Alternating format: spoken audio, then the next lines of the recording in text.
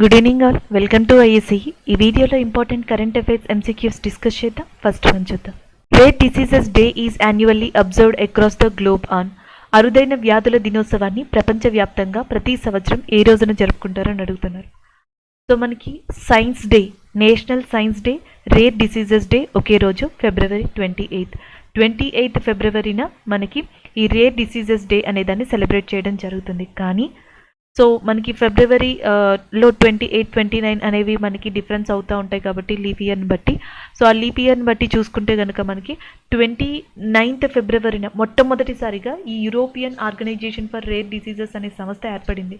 1997లో European organisation for rare diseases అనే సంస్థ Paris కేంద్రంగా ఏర్పడింది. అది అప్పుడు 2008 ఆ టైంలో ఫిబ్రవరి 29న రేర్ డిసీజెస్ డేని మొట్టమొదటిసారిగా సెలబ్రేట్ చేసింది. దాని తర్వాత నుంచి ఫిబ్రవరి 28 అనేది రేర్ డిసీజ్ డేగా సెలబ్రేట్ చేస్తున్నారు. కానీ లీప్ ఇయర్ టైంలో మాత్రం అది 29 ఫిబ్రవరిన సెలబ్రేట్ చేయడం జరుగుతుంది. నార్మల్గా అయితే మనకి రేర్ డిసీజెస్ డే అనేది 28 February. Option A is the correct answer. Next one చూద్దాం. Who is the author of the book Udaan Ek Mazdoor Bachche Ki? So Udaan Ek Mazdoor Bachche Ki అనే పుస్తక రచయిత ఎవరు అని అడుగుతున్నారు. Mithilesh Tiwari. Option A is the correct answer. So ఇది యాక్చువల్గా ఒక ఆర్మీ పర్సన్కి సంబంధించిన బుక్ అది. సో ఆయన ఎలాంటి ఆపరేషన్స్ని ఫేస్ చేశారు, ఎలా ఆయన కెరియర్ని ముందుకు తీసుకెళ్లారు అనే దాని మీద మనకి ఉడాన్ ఏక్ మజ్దూర్ బచేకి అనే బుక్ని మిథిలేష్ తివారీ గారు రాసి ఉన్నారు. నెక్స్ట్ వన్ చూద్దాం. And who has been recently named in a first women chief of SEBI? Security exchange board of India అనే దానికి ఇటీవల మనకి మదాబి పూరి బుచ్ అనే పర్సన్ మనకి అపాయింట్ అవ్వడం జరిగింది. Option B is the correct answer. Madhabi Puri the first women chief of security exchange board of India.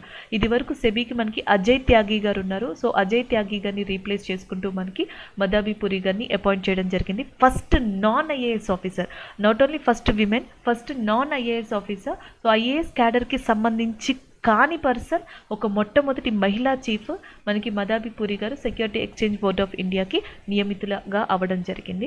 Ajay త్యాగి గారిని replace చేయడం కూడా జరిగింది. అలాగే ఇప్పటికే చాలా విభాగాలకి సంబంధించి ఇంజనీరింగ్ ఇండియా లిమిటెడ్ అనే దానికి వర్తిక శుక్లా గారు ఉన్నారు మనకి ఎండీగా. అలాగే నెక్స్ట్ వచ్చేటప్పటికి steel authority of India limited అనే దానికి వచ్చేటప్పటికి మనకి సోమమండల్ ఎవరైతే ఉన్నారో సోమమండల్ గారు ఉన్నారు మనకి స్టీల్ అథారిటీ ఆఫ్ ఇండియా లిమిటెడ్కి. సో ఇలా డిఫరెంట్ కేటగిరీస్లో డిఫరెంట్ విమెన్స్ మనకి హై ప్రొఫెషన్స్లో మనకి అపాయింట్మెంట్ తీసుకోవడం జరిగింది. నెక్స్ట్ వన్ చూద్దాం.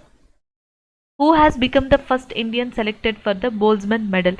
సో మనకి బోల్జ్మన్ పథకానికి ఎంపికైన మొదటి భారతీయుడు ఎవరు అని చెప్పేసి అడుగుతున్నారు. సో ఆన్సర్ వచ్చేటప్పటికి Deepak Dhar. Option C is the correct answer. Deepak Dhar గారు Indian institute of science and education research సంస్థ, ఇది వచ్చేటప్పటికి పూణేలో ఉంది. పూణేలో ఉన్న Indian institute of science and education research సంస్థలో మనకి ఈయన ప్రొఫెసర్గా వర్క్ చేస్తున్నారు. Professor and scientist Deepak Dhar గారు. స్టాటిక్ ఫిజిక్స్లో ఎవరైతే కాంట్రిబ్యూట్ చేస్తారో అలాంటి వాళ్ళకి బోల్జ్మన్ మెడల్ అనేది ఇవ్వడం జరుగుతుంది. సో దీనిని ప్రతి 3 సంవత్సరాలకు ఒకసారి ఇవ్వడం జరుగుతుంది. అయితే ఈ సంవత్సరం టోక్యోలో మనకి స్టాటిక్ ఫిజిక్స్ యొక్క 28th కాన్ఫరెన్స్ అనేది జరగనుంది. ఈ కాన్ఫరెన్స్ సందర్భంగా బోల్జ్మన్ మెడల్ని అందజేయనున్నారు. సో ఈ మెడల్ని అందుకున్న ద ఫస్ట్ ఇండియన్గా మనకి దీపక్ దార్ గారు రికార్డ్ని క్రియేట్ చేయడం జరిగింది. Option C is the correct one. Next one చూద్దాం. What is the 4th Jan Aushadhi Diwas? So what is the theme of 4th Jan Aushadhi Diwas? Jan Aushadhi Diwas అనే దాన్ని మనకి డేని ఎప్పుడు రికగ్నైజ్ చేశారంటే 7th మార్చ్. సో ఈ డేనే మనకి దృష్టిలో పెట్టుకుని ఈ సంవత్సరం మార్చ్ మంత్లో ఫస్ట్ వీక్లో అంటే 1 మార్చ్ టు 7th మార్చ్లో మనకి జన్ ఔషధి దివాస్ వీక్ అనే దాన్ని కూడా మనకి ministry of chemicals and fertilisers మంత్రిత్వ శాఖ నిర్వహిస్తుంది. సో దానికి సంబంధించి ఈ జన్ ఔషధి దివాస్కి సంబంధించి థీమ్ ఏంటి అని అడుగుతున్నారు. జన్ ఔషధి జన్ ఉపయోగి. సో జన్ ఔషధి జన్ ఉపయోగి అనేది దీని యొక్క థీమ్గా ఉంది. Option A is the correct answer. Jan Aushadhi Diwas కింద, జన్ ఔషధి కాన్సెప్ట్ కింద భారతదేశంలో మనకి ప్రధానమంత్రి భారతీయ జన్ ఔషధి కేంద్రాస్ అనే వాటిని కూడా ఎస్టాబ్లిష్ చేశారు. ఇప్పటికీ డేటా ప్రకారం ఇవి 4500గా ఉన్నాయి. భారతదేశంలో డిఫరెంట్ ప్లేసెస్లో ఉన్నాయి ఇవి. సో ఏంటంటే జనరిక్ మెడిసిన్స్ ఏవైతే ఉన్నాయో మనకి ఇండియాలో ఉన్న ప్రజలందరికీ కూడా అందుబాటులోకి తీసుకురావాలి జనరిక్ మెడిసిన్స్ని చాలా తక్కువ రేటుకి అనేది దీని యొక్క ముఖ్యమైన ఉద్దేశం.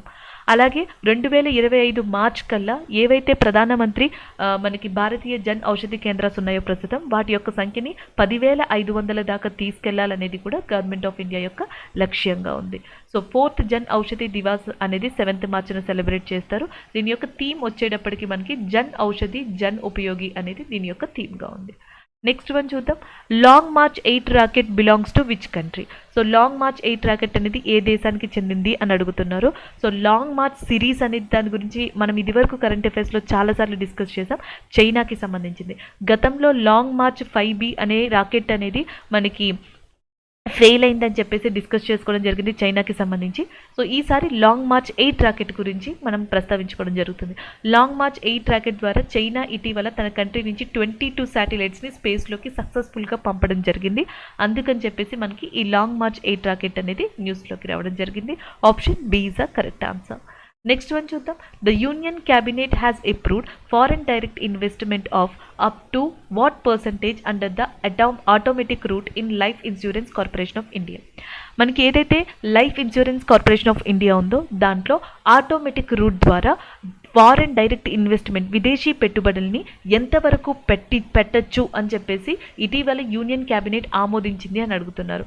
నేరుగా చూద్దాం ఆన్సర్ 20%. సో జనరల్గా ఏంటంటే ఫారెన్ డైరెక్ట్ ఇన్వెస్ట్మెంట్కి వచ్చేటప్పటికి గవర్నమెంట్ ఆఫ్ ఇండియా ఆమోదించిన పర్సంటేజ్ ఎంత అంటే 74%. 74% వరకు ఫారెన్ డైరెక్ట్ ఇన్వెస్ట్మెంట్ని వివిధ శాఖల్లో వివిధ కేటగిరీస్లో మనకి ఇన్వెస్ట్ చేయడానికి గవర్నమెంట్ ఆఫ్ ఇండియా అప్రూవల్ తెలిపింది. కానీ ఏదైతే ఈ 74% ఎఫ్డీఐని అప్రూవల్ తెలిపిందో అది ఎల్ఐసి ఆఫ్ ఇండియాకి వర్తించదు. అందుకని ఎల్ఐసి ఆఫ్ ఇండియా కోసం ఏదైతే చట్టం ఉందో ఈ ఎఫ్డీఐకి సంబంధించి అండ్ గవర్నమెంట్ ఆఫ్ ఇండియాకి సంబంధించి వాటిని అమెండ్మెంట్ సవరణ చేసి 20% వరకు ఎల్ఐసి ఆఫ్ ఇండియాలో కూడా ఆటోమేటిక్ రూట్ ద్వారా ఫారెన్ డైరెక్ట్ ఇన్వెస్ట్మెంట్ని విదేశీ పెట్టుబడుల్ని పెట్టచ్చు అని చెప్పేసి ఇటీవల మనకి ఒక అప్రూవల్ని తీసుకురావడం జరిగింది. Option D is the correct answer. LIC of India యొక్క హెడ్ క్వార్టర్స్ అనేది మనకి ముంబై కేంద్రంగా ఉంది. చైర్మన్గా ప్రస్తుతం ఎంఆర్ కుమార్ గారు ఉన్నారు. నెక్స్ట్ వన్ చూద్దాం. Indian Wushu player Sadia Tariq has won a gold medal in junior tournament at the Wushu Stars Championship 2022. Where was the tournament held? Wushu అనేది ఆల్మోస్ట్ కుంఫుతో ఈక్వల్గా చెప్తారు. సో ఈ ఉషు స్టార్స్ ఛాంపియన్షిప్లో జమ్మూ కాశ్మీర్లోని శ్రీనగర్కి సంబంధించిన సదియా తరిక్ ఇండియాకి సంబంధించి గోల్డ్ మెడల్ని తీసుకొచ్చారు. అయితే ఈ ఛాంపియన్షిప్ ఎక్కడ జరిగింది అని అడుగుతున్నారు. సో మనకి ఈ ఉషు స్టార్స్ ఛాంపియన్షిప్ 2022 అనేది రష్యాలో జరిగింది. సో రష్యాకి సంబంధించి మాస్కోలో మనకి ఈ ఛాంపియన్షిప్ అనేది నిర్వహించారు. Option A is the correct answer అవుతుంది. And the next one, who is going to head public policy of Twitter in India? భారతదేశంలో ట్విట్టర్ పబ్లిక్ పాలసీకి ఎవరు నాయకత్వం వహించబోతున్నారు అని అడుగుతున్నారు. సో కేఎన్ రాఘవన్ గారి గురించి ఆల్రెడీ మనం డిస్కస్ చేసుకున్నాం. ఈ రబ్బర్ బోర్డ్ ఏదైతే ఉందో సో రబ్బర్ బోర్డ్కి ఇండియాలో ఎగ్జిక్యూటివ్ డైరెక్టర్గా కేఎన్ రాఘవన్ గారు ఉన్నారు. అలాగే కాకుండా అంతర్జాతీయ ఈ స్టడీ అండ్ రీసెర్చ్ రబ్బర్ సంస్థకి కూడా మనకి కేఎన్ రాఘవ్ గారిని హెడ్గా నియమించడం జరిగింది ఇటీవల. ఇక మిగిలిన వాళ్ళు అశోక్ కుమార్ అండ్ సమీరన్ గుప్తా అండ్ సంజయ్ మల్హోత్రా. సమీరన్ గుప్తా గారిని ఇటీవల మనకి ట్విట్టర్ పబ్లిక్ పాలసీకి భారతదేశానికి సంబంధించి హెడ్గా నియమించడం జరిగింది. Option C is the correct answer. What is the symbol of zero discrimination day? Zero discrimination day యొక్క చిహ్నం ఏంటి అని చెప్పేసి అడిగారు. జీరో డిస్క్రిమినేషన్ డే అనే దాన్ని మార్చ్ 1 తీసుకురావడం జరిగింది. ఇన్కమ్ పరంగా కానీ జెండర్ పరంగా కానీ ఏజ్ పరంగా కానీ హెల్త్ ఆక్యుపేషన్ వీటన్నిటి పరంగా కూడా డిస్క్రిమినేషన్ ఉండకూడదు అనే ఉద్దేశంతో జీరో డిస్క్రిమినేషన్ డే అనే దాన్ని తీసుకొచ్చారు మార్చ్ 1న. సో దీని యొక్క సింబల్ వచ్చేటప్పటికి మనకి బటర్ఫ్లైగా ఉంది. Option B is the correct answer, సీతాకోక చిలుక. నెక్స్ట్ వన్ చూద్దాం. So next one, what does S standard for in SWIFT financial messaging service? So SWIFT financial messaging service ఏంటంటే సో ఇంటర్ బ్యాంకింగ్ సర్వీస్గా చెప్తారనమాట. ప్రపంచంలోని చాలా బ్యాంక్స్ ఫినాన్షియల్ ఇన్స్టిట్యూషన్స్ దీన్ని ఒక ఫాస్ట్ అండ్ క్విక్ మెసేజింగ్ ప్లాట్ఫామ్గా మనకి యూజ్ చేయడం జరుగుతుంది. దీని ద్వారా secure and as well as ఫాస్ట్గా సెక్యూర్గా ట్రాన్సాక్షన్స్కి సంబంధించిన డేటాని యాక్సెస్ చేయొచ్చు. సో డేటాకి సంబంధించిన వాటిని కూడా తీసుకోవచ్చు. అదే స్విఫ్ట్ యొక్క ముఖ్య ఉద్దేశం.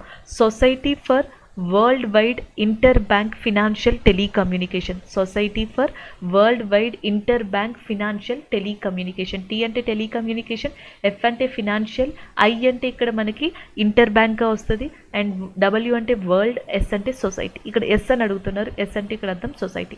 Society for world inter bank financial telecommunication. దాదాపుగా ప్రపంచవ్యాప్తంగా 11,000 బ్యాంక్స్, ఫినాన్షియల్ ఇన్స్టిట్యూషన్స్ 200 కంట్రీస్ నుంచి ఈ స్విఫ్ట్లో మెంబర్స్గా ఉన్నాయి అండ్ ఈ స్విఫ్ట్ సర్వీసెస్ని అందుకుంటున్నాయి.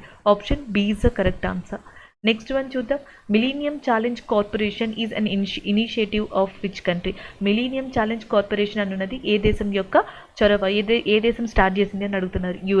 యుఎస్ఏ దాని యొక్క అనుబంధ ఏజెన్సీస్ కలిసి మిలీనియం ఛాలెంజ్ కార్పొరేషన్ అనే దాన్ని స్టార్ట్ చేశాయి. దీని యొక్క ముఖ్య ఉద్దేశం హెల్త్ సెక్టర్ని లేదా హెల్త్ అనే దాన్ని ఇంప్రూవ్ చేయడం, పావర్టీ అనే దాన్ని మనకి రెడ్యూస్ చేయడం, పావర్టీ రిడక్షన్, హెల్త్ ఫెసిలిటీస్ని ఇంక్రీజ్ చేయడం, ఇవన్నీ కూడా మిలీనియం ఛాలెంజ్ కార్పొరేషన్ యొక్క ముఖ్య ఉద్దేశాలు. దీన్ని యుఎస్ఏ స్టార్ట్ చేయడం జరిగింది. So next one, which is the head quarters of the international atomic energy agency. International atomic energy agency యొక్క ప్రధాన కార్యాలయం ఎక్కడ ఉంది అని చెప్పేసి అడుగుతున్నారు. వియన్నా.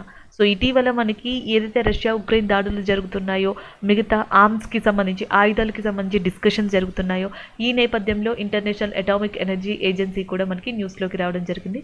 దీని యొక్క హెడ్ క్వార్టర్స్ వచ్చేసి వియన్నా, ఆస్ట్రియాలోని వియన్నా కేంద్రంగా ఉంది. Next one, what is the revised compensation to kind of hit and run victims in case of death. So మనకి రోడ్ యాక్సిడెంట్స్ ఏవైతే జరుగుతాయో, సో దాంట్లో హిట్ అండ్ రన్ విక్టిమ్స్కి సంబంధించి ఇన్ కేస్ ఆఫ్ డెత్ అయితే ఇది వరకు అయితే 25,000 వరకు ఉండేది. ఆ 25,000ని ఇప్పుడు 2 lakhs చేశారు, 2 లక్షల దాకా చేయడం జరిగింది. Option C is the correct answer. Next one, which country has been hit by cyclone Emnati. So cyclone Emnati అనేది ఏ దేశాన్ని దెబ్బతీసింది ఇటీవల అని అడుగుతున్నారు. మడగాస్కర్. సో మడగాస్కర్లో ఈ సైక్లోన్ వల్ల అతిపెద్ద ల్యాండ్ స్లైడ్స్ కూడా సంభవించాయి, చాలామంది మరణించారు అండ్ ప్రాపర్టీ కూడా బాగా నష్టపోయింది. మడగాస్కర్లో మనకి సైక్లోన్ ఎంనాటి అనేది ఇటీవల హిట్ చేయడం జరిగింది. Option B is the correct answer. Thank you.